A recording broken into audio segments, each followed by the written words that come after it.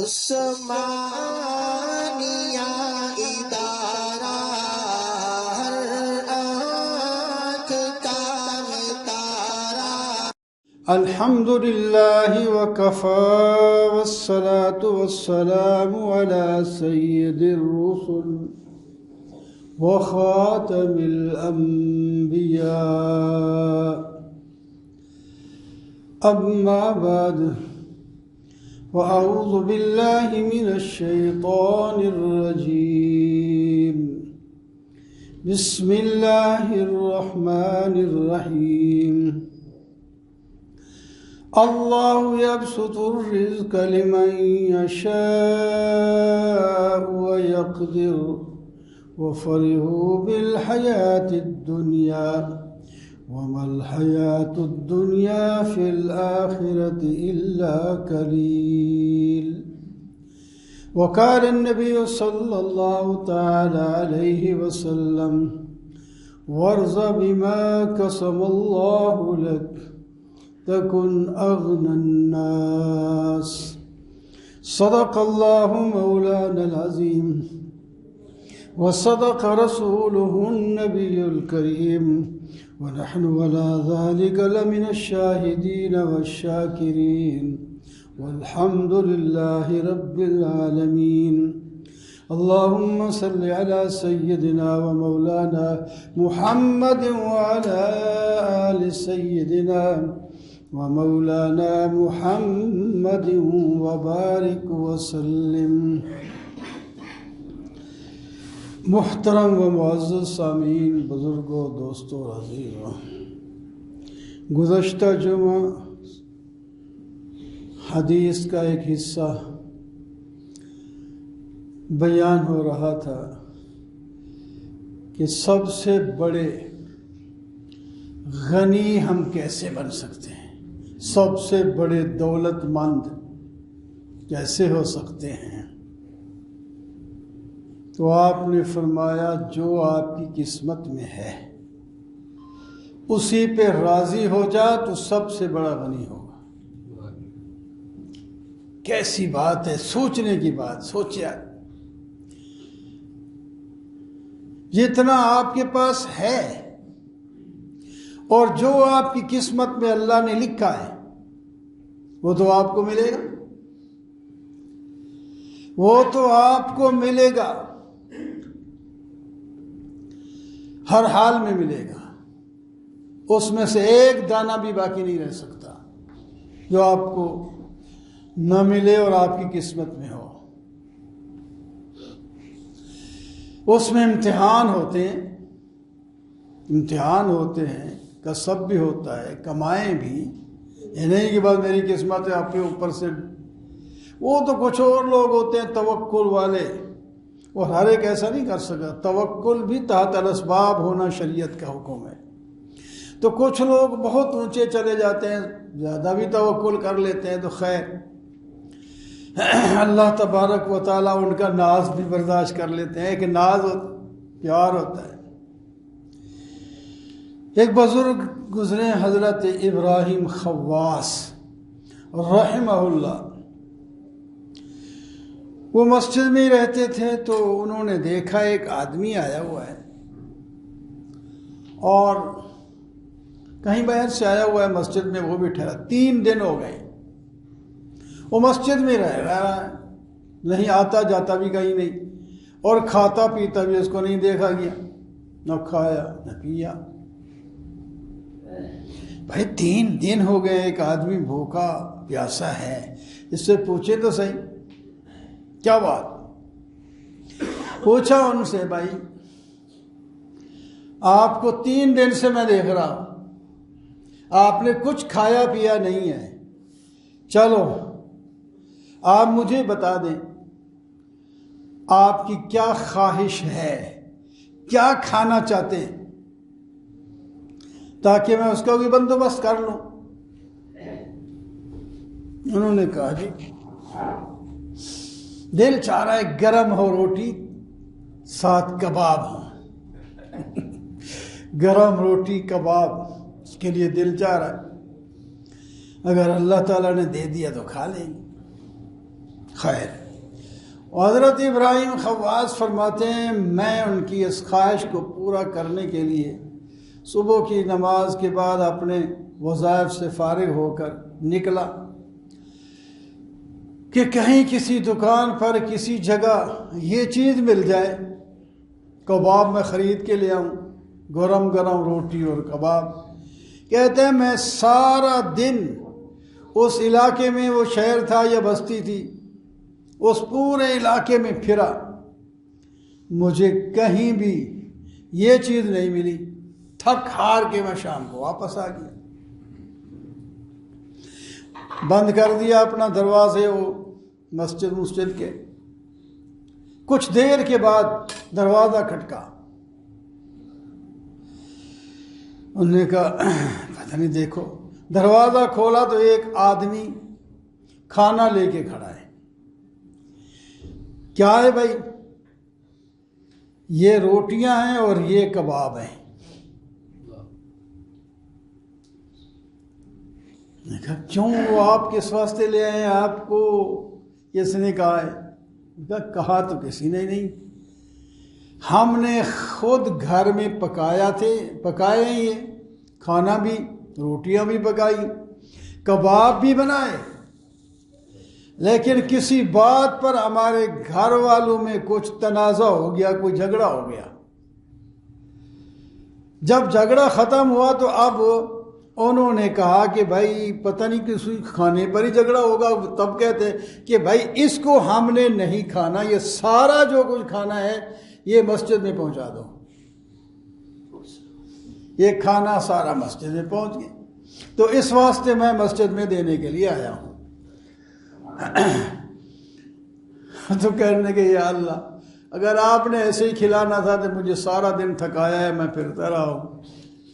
تو وہ میں عرض یہ کر رہا تھا کہ جب کسی کا ٹائم، ہر چیز کا ایک وقت بھی ہوتا ہے، جو کسی کی قسمت ہے وہ اس کو ملے گا، تو اس واسطے اس پر اپنی نظر جمائیں اور آپ اپنے سے اوپر کو نہ دیکھیں، ورنہ یہ کبھی بھی سیر نہیں ہوگا۔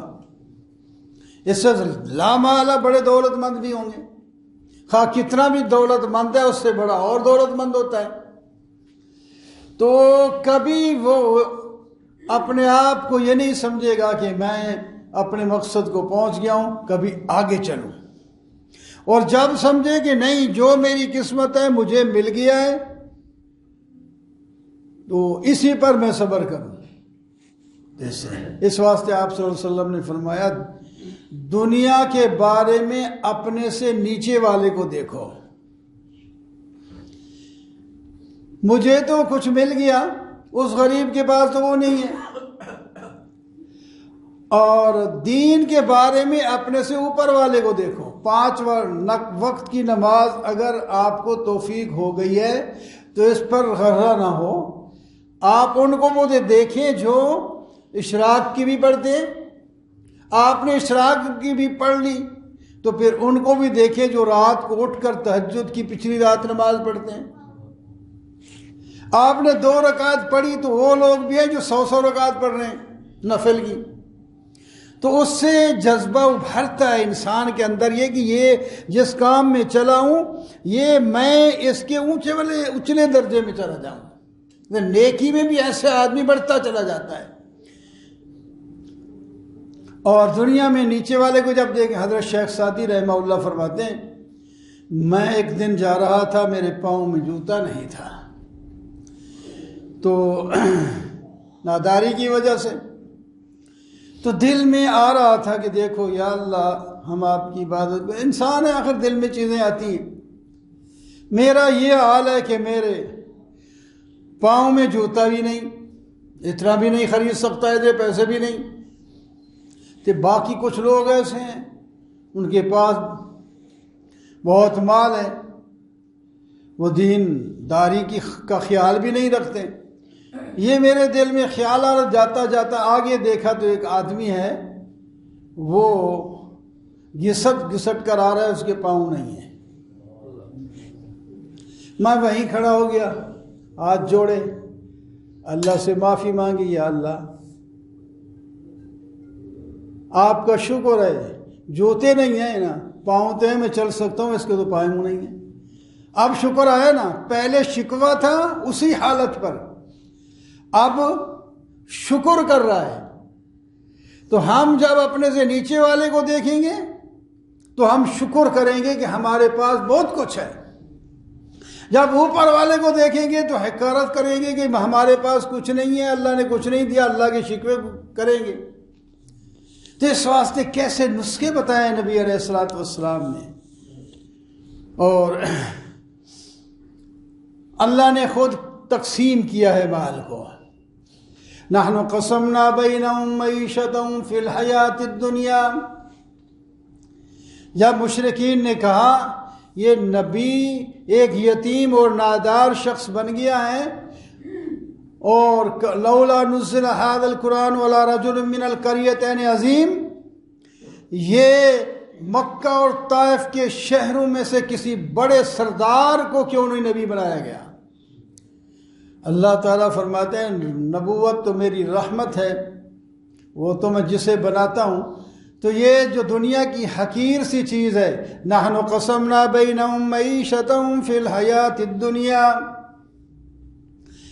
ہم ہی تقسیم کرتے ہیں لوگوں کے درمیان دنیا کی زندگی اور اس کے اسباب، کس کو کتنی زندگی دینی ہے، اس کے زندگی کے لیے کیا کیا اسباب ہوں گے، کیا کیا کھائے گا پیے گا، اس کو کیا ملے گا، یہ ہم تقسیم کرتے ہیں، کوئی اور نہیں کرتا۔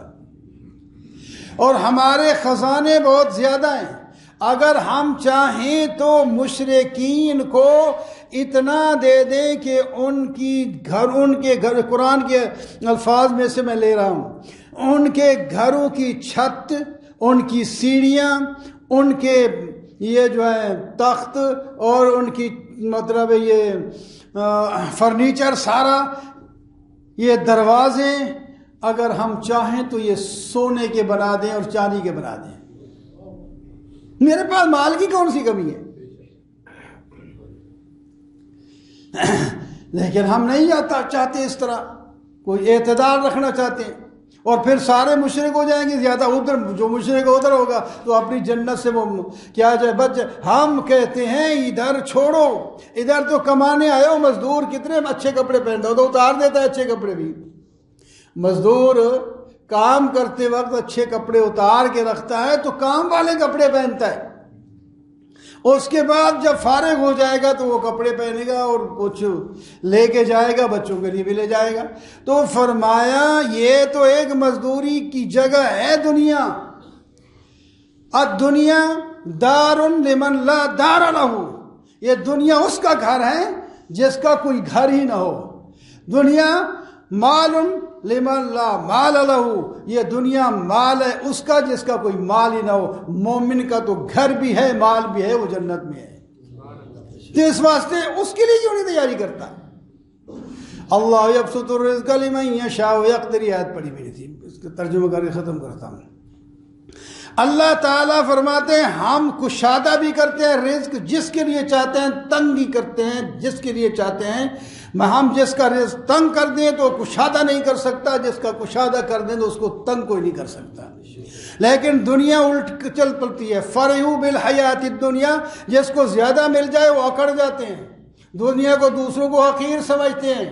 یہ نہیں دیکھ رہے کہ اللہ کے فضل سے مجھے یہ ملا ہے تو میں اللہ کا مال اللہ کے ہی راستے پر خرچ کروں۔ وَفَرِحُوا بِالْحَيَاةِ الدُّنْيَا وَمَا الْحَيَاةُ الدُّنْيَا فِي الْآخِرَةِ إِلَّا مَتَاعٌ، فرمایا دنیا کا جتنا بھی مال کسی کے صرف چکھنے کی چیز ہے، تھوڑا سا نفع اٹھانے کی چیز ہے، اس پر غرہ کیوں ہوتے ہو؟ آج موت آ گئی، کروڑوں اربوں خربوں کا مالک ہے تو سارا پڑا رہے گا نا، ادھر حساب تو سارا دینا پڑے گا، ادھر پڑا رہے گا دوسرے لوگ عیش اڑائیں گے، اور ادھر حساب اس کو دینا ہے جس نے اس کو اتنا جمع کر دیا ہے۔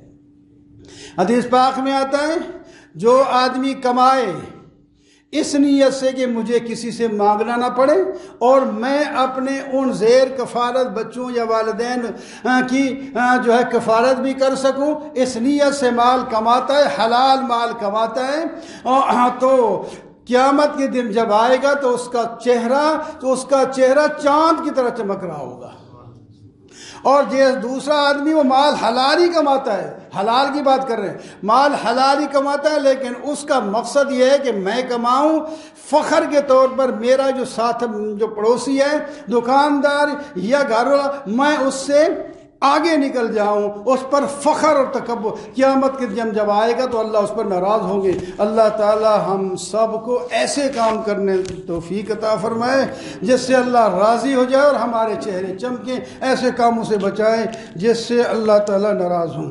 وَأَقُولُ قَوْلِي هَذَا وَالْحَمْدُ لِلَّهِ رَبِّ الْعَالَمِينَ۔